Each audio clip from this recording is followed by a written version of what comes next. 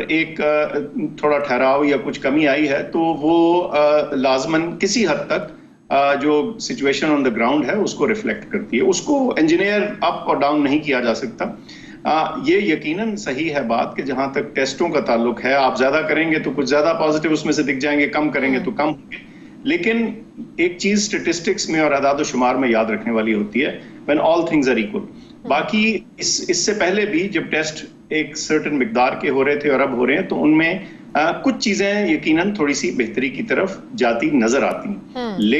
लेकिन ये बहुत बड़ा लेकिन है, वो ये कि इतनी जल्दी इस चीज से सेटिस्फाई होके ये समझ लेना कि ये अब गेम ओवर हो गई है, ये भी बहुत खतरनाक और बेवकूफाना बात होगी।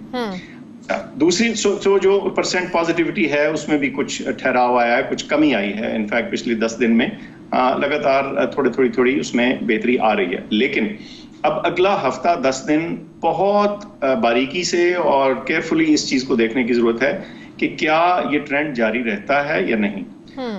फिक्र ये है कि हम लोग बतौर लोग थोड़ा सा जो वक्ती हवा होती है उसमें बह जाते हैं या रेले में, और कहीं ये ना हो कि लोगों का ये ख्याल हो कि बस जी अब तो ठीक हो गया, तो अब जो तमाम हमने चीजें कुछ सीखी थी, कुछ मास्क पहनने क्राउड्स वाली जगह में और कुछ अपनी हाइजीन थोड़ी बेहतर रखना और क्राउड्स को कम रखना वगैरह, तो कहीं हम इसको छोड़ ना दें।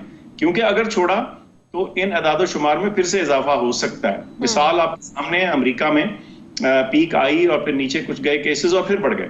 तो हर मुल्क फर्क है, हर एक की जगह तरीक़ाकार फर्क है, पॉपुलेशन साइज, जोग्राफिया फर्क है। लेकिन एक चीज तो वाज़ेह है कि जो एक्शंस हैं उनके कॉन्सिक्वेंसेस होते हैं। तो अगर हम एहतियात बरतेंगे तो यकीनन जिसे कहते हैं हमें बेहतरी देखने में मिलेगी, और अगर हम बद एहतियाती बरतेंगे तो ये काम यकीनन खतरनाक हो सकता है।